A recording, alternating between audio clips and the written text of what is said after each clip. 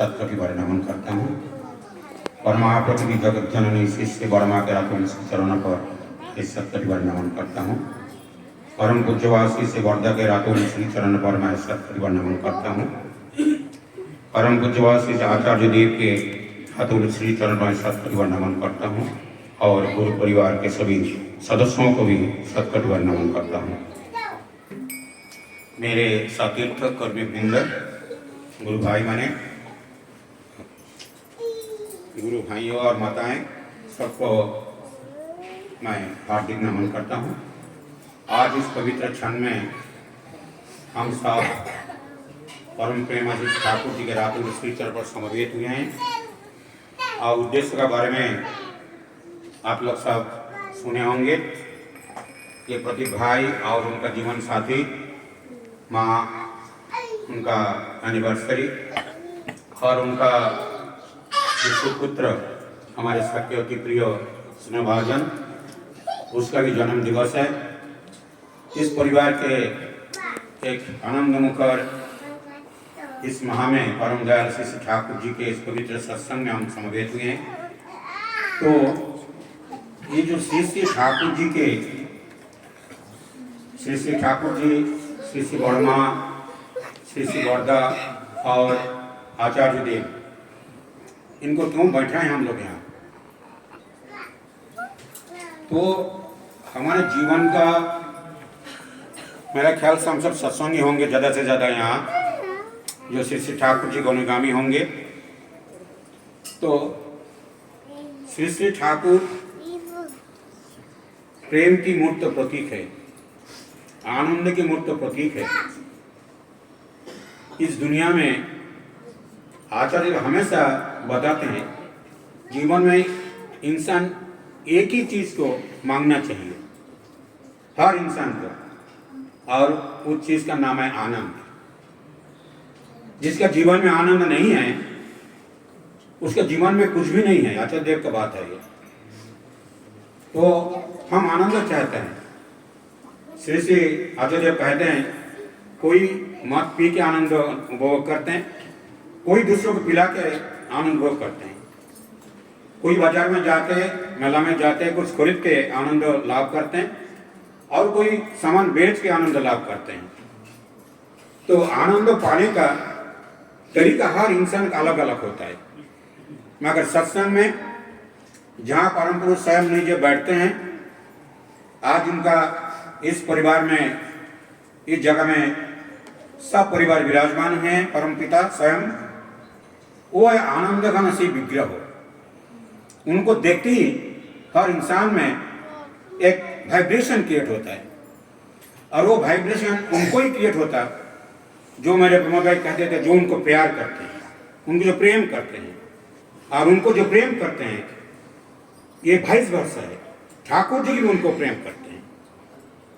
हम अगर ठाकुर जी को प्रेम करेंगे तो ठाकुर जी मुझे प्रेम करेंगे। आप घर में आपका कुत्ता पालते हैं तो आप उसको प्यार करते हैं, तो वो भी देखिए आपके लिए जीवन दान करते हैं। तो श्री ठाकुर जी इस प्रेम के घनीभूत स्वरूप है। अगर हम उनको प्यार करेंगे, प्रेम करेंगे, उनको प्रेम करेंगे, मतलब क्या है?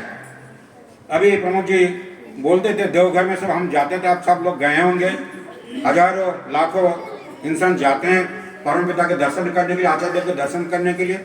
मगर दर्शन का मतलब क्या होता है, ये हम लोगों को सोचना चाहिए। दर्शन मतलब जो धोती और पंजाबी पहन के एक इंसान आप बैठते हैं और सबका बातें सुनते हैं और उनको कुछ बातें कहते हैं, उनका हम दर्शन करके चले आते हैं, वो दर्शन नहीं होता है। वो दर्शन नहीं है।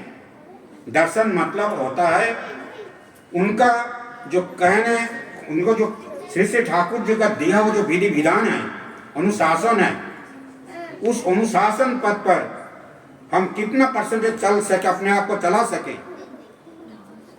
श्री ठाकुर जी को देख के, श्री वर्मा को देख के, श्री वर्धा को देख के, आचार्य देव को देख के, गुरु परिवार को देखते हुए उन अनुशासन पर चलने का कितना परसेंटेज आगे बढ़ने का उस प्रेरणा लाभ करके आते हैं वहां से, वो दर्शन होता है।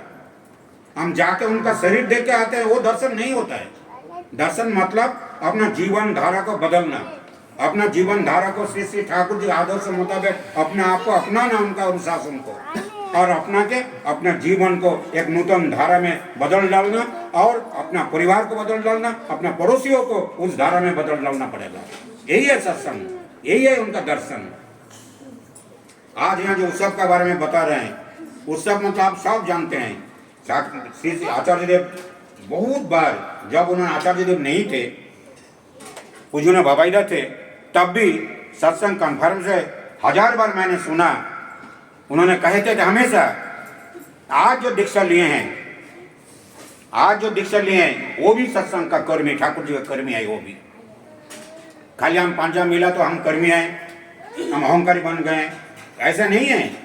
ये आचार्य देव का बात है। जो आज दीक्षा वो भी ठाकुर जी का सत्संग का कर्मी है, उसका भी हक है। हम जितना कर्म कर सकते वो उनका भी हक है उतना कर्म करने का। एक ही खाली चीज बात है, हम दीक्षा देने का जो अधिकार आशीर्वाद उन्होंने दिए हैं, एक ही अंतर है, और नहीं तो 99% पूरा सब बराबर है अधिकार। इसलिए हम किसी को छोटा नहीं मानना चाहिए, किसी को बड़ा नहीं मानना चाहिए। अब अपने आप को, मैं 61 साल 62 साल पहले दीक्षा लिए, इसलिए अहंकार करने का कुछ नहीं है।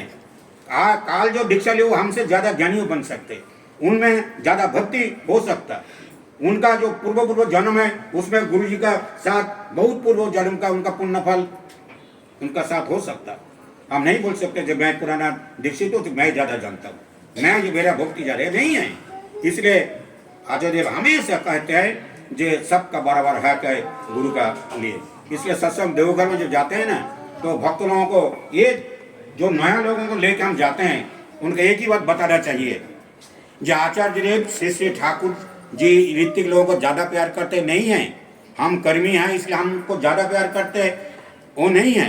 वो सबका बराबर प्यार करते हैं, और हमसे ज्यादा उन लोगों को प्यार ज्यादा करते हैं जो नया जाते हैं, ज्यादा प्यार करते हैं। ये एक चीज हमको सब याद होना चाहिए, और सबको ऐसा बताना भी चाहिए कि उनका प्यार सबके लिए है। ठाकुर जी बैठे हैं, आप लोग सुने होंगे, हमेशा बहुत बार बोले होंगे, ठाकुर जी बैठे हैं। तो हम लोग सोचते हैं जो आचार्य देव के पास देवघर जाते तो चारों तरफ बैठ के भक्त लोग उनका बातें सुनते। मैं भी 1000 बार सुना, हमारा सहोदर ने गीता माँ वो तो देवघर का 1000 बार सुने होंगे, आप लोग सुने होंगे। तो हम सोचते हैं जो दूर में जो लोग खड़े होते हैं, अरे आचार्य देव के पास तरफ बैठने से हमारा जीवन धन्य हो जाता। तो एक बार श्री श्री ठाकुर जी का समय ऐसे भी सब सोचते थे, आप लोग सुने होंगे उस उदाहरण को। तो सब सोचते हैं जे हम आश्रम नहीं जा पाया, हम इतना दूर में रहते हैं, गरीब इंसान है, पैसा नहीं है, जा नहीं सका, तो मेरा भाग्य पूरा, मैं भाग्यहीन हूँ। तो गुरु जी का, ठाकुर जी से बहुत आदमी जाता है ऐसा बताते हैं। तो एक बार ठाकुर जी बैठते थे, सब भक्त लोग हैं, तो ठाकुर जी का शरीर में एक मच्छर काट दिया, ठाकुर जी के यहाँ एक मच्छर गिरा, काट दिया, खून निकला ठाकुर जी के बदन से। तो ठाकुर जी कहते हैं, अरे देख तो वही मशाटा भगवान पाल्टे गए कि मैंने वो भगवान का खून खाया पिया, भगवान पास बैठा नहीं, भगवान का खून चूस लिया। तो बोला भगवान में बदल गया क्या, देख तो उस मच्छर। ठाकुर जी कहने का मतलब है जो मेरे पास बैठने से भक्त नहीं बनता, 1000 किलोमीटर दूर में बैठ के भी मेरा श्रेष्ठ भक्त बन सकता। मैं हमेशा एक उदाहरण देता हूँ, अभी नहीं दूंगा, समय नहीं है। मेरा बासुरी भाई वो भी बोलेंगे 5 मिनट। नहीं, वो बोल दीजिए, आप उदाहरण बोल दीजिए। एक बार ये हजरत मोहम्मद का समय का बारे में छोटा सा घटना, भगवान के जीवन में वो कैसे दूर का इंसान भी उनका श्रेष्ठ भक्त बन सकता है, कैसे बता रहा हूँ।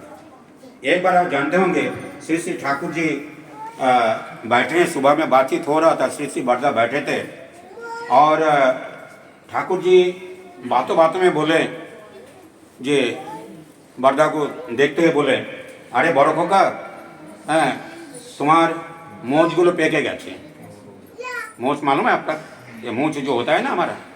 तो श्री श्री ठाकुर जी कहते थे बरदा को देख के, अरे बड़ो खोका, তোর মোচগুলো তো পেকে গেছে, তাইলে তোর কত বয়স হয়েছে, তাহলে আমার কত বয়স হয়েছে, আমি বোধহয় বেশি दिन বাঁচবো না, আমি बूढ़ा हो গেছি, মানে मैं बूढ़ा हो गया, तुम्हारा मूछ सफ़ेद हो गया, मतलब मेरा कितना उम्र होगा, तो मैं ज़्यादा दिन नहीं बचूंगा। तो ये बात बरदा को बहुत सख्त हुआ। बरदा को बहुत शक लगा, कष्ट हुआ। अरे मेरा ये मूंछ सफेद हो गया, इसलिए श्री श्री ठाकुर इस धरती को छोड़कर जाने का बात बता रहे हैं। इमीडिएट फौरन श्री श्री ठाकुर को प्रणाम किया और षोडशी भवन चले गए। जाके एक चिमटा लिया, छोटा सा चिमटा लेके जितना जितना मूंछ माने सफेद हो गया था वो चिमटा से पकड़ पकड़ करके एक एक निकल दिया पूरा, और जो काला वाला है जो वो रह गया। तो शाम में जब फिर दोबारा ठाकुर जी के पास आए, बरदा प्रणाम कर बैठे, तो जबरदस्ती आप एक बाल निकाल दीजिए, यहाँ से मूंछ निकाल दीजिए, आप दिन भर आप बैठ नहीं सकेंगे, इतना तकलीफ होगा, इतना दर्द होगा, इतना कष्ट होगा, आप बैठ नहीं सकेंगे। और वो तो सारा सफेद वाला निकाल दिया बरदा। शाम को जब आए तो जब उतना मुँह इतना फूल गया पूरा, बहुत कष्ट हो रहा था। प्रणाम कर जब बैठे थे ठाकुर जी बरदा को देख के पूरा एकदम माने चकित हो गए ठाकुर। अरे बड़ो पोका सकाल बेला देखलाम किचु नहीं, तोर मुँह का तो फूले गया लगा ना। तब श्री श्री बरदा कहने लगे, प्रभु सुबह मैंने जब आपको आया प्रणाम किया तब मेरे सफेद इस बूझ को देखते हुए आप जाने का अब बातें कर रहे थे, अच्छा नहीं लगा। आप चले चले सब कैसे बचेंगे, इसलिए मेरा जितना सफेद वाला मुझका सब पूरा निकल देंगे करके, मेरा प्रभु जिंदा रहेगा, 1000 साल रहेगा, हमारे बीच में रहेंगे, इस धरती के लिए, दुनिया के लिए, सबके लिए आपको रहना है। इसलिए मैं पूरा मेरा सफेद मुझको निकाल दिया। श्री श्री ठाकुर आँख पूरा एकदम नाम हो गया, छल छल करता है, भक्त लोग आँख पूरा छल छल हो रहा है, सब रो रहे हैं। श्री श्री ठाकुर जी देवी बैठे थे, देवी देख तो পৃথিবীর ইতিহাসে এমন কোনো ঘটনা আছে কি বড় প্রকার মতো এরকম ভক্তি घटना আর একটা তা পৃথিবীর ইতিহাসে কোথাও পাওয়া যাবে কি? ऐसा घटना दुनिया में कहीं भी मिलेगा क्या? देख तो देवीटा कहने लगा, प्रभु ये घटना दुनिया में है। आप जब हजरत मोहम्मद के रूप में जन्म लिए थे धरती पर, तब एक दिन आप जब आपका उम्र हो गया बहुत ज़्यादा, तब भक्त लोगों को बुलाकर आप बोले मेरा जाने का वक्त हो गया और आज मैं आप लोग सब आप आइए मेरे पास। भक्त लोग आए, बैठे, बोले मेरा जो सर्वश्रेष्ठ भक्त होंगे, मेरा जब मैं चले जाऊंगा इस धरती से, मेरा जो सबसे ज़्यादा भक्त, सबसे श्रेष्ठ भक्त जो होंगे, मेरा जो सामान है, मैं जो कपड़ा पहनता हूँ, मैं जो जूता पहनता हूँ, मेरा जो खाने का बर्तन है, मैं जो बिस्तर है, ये सब उन भक्तों को देना चाहिए, देना पड़ेगा। भक्तों को बता रहे हैं, सब भक्तों को जो श्रेष्ठ भक्त मेरा होगा, ये मेरा जो सामान है, ये सब उनको देना तुम लोग। तो ये उनका चले जाने का 1-2 साल पहले का बात है मोहम्मद जी का। तो सब भक्त लोग उसी दिन से हजरत मोहम्मद सेवा करने में लग गए। सब भक्त लोग जोर शोर से, जो कौन श्रेष्ठ भक्त होगा उसको मिलेगा ना प्रभु का सब सामान, तो सब सेवा करने लगा कंपटीशन में। उसका पहले इतना सेवा वो लोग नहीं करते थे, मगर जब एक उनका आशीर्वाद मिला जो उनका सब सामान उनको ही हो जाओ ना, सब कुछ उनको होगा, तब सब सेवा करने लग गए। जब उनका जाने का दिन हुआ तो सबको बुलाया हजरत मोहम्मद और बोला देखो मेरा जाने का वक्त हो गया, मैं चले जाऊंगा, तो आप लोग मैं बता रहा हूँ। तो सब समझते हैं आपका भीतर जो सर्वश्रेष्ठ भक्त हो उसको मैं मेरा सब कुछ दे जाऊंगा। उसी के बारे में आपको बताने के लिए आज बुलाया मैं आप सबको। तो सब सोचते हैं मैं प्रभु का इतना सेवा किया, हमेशा मैं उसका पास ही बैठा, उनको जो कुछ जरूरत हो दिया है। कौन बोला मैं इतना सुरीला मैंने ढंग से उनको संगीत सुनाया, कौन बोला मैं प्रभु का बातों चारों तरफ दुनिया में घूम घूम के बोला है। जो जैसे उनको सेवा किया वो सब सोचते हैं मेरे को ही सब मिलेगा, मैं ही श्रेष्ठ भक्त हूँ, सब में ऐसे अहंकार होगा, मैं श्रेष्ठ भक्त हूँ। और जब ठाकुर जी बोले, हजरत मोहम्मद बोले देखो यहाँ से 16 क्रोश दूर में एक पहाड़ है और उस पहाड़ में बहुत जंगल है, उस पहाड़ में मेरा श्रेष्ठ भक्त बैठा है, मेरा जितना सारे सामान है तुम लोग लेके जाके उस भक्त को दे के आना।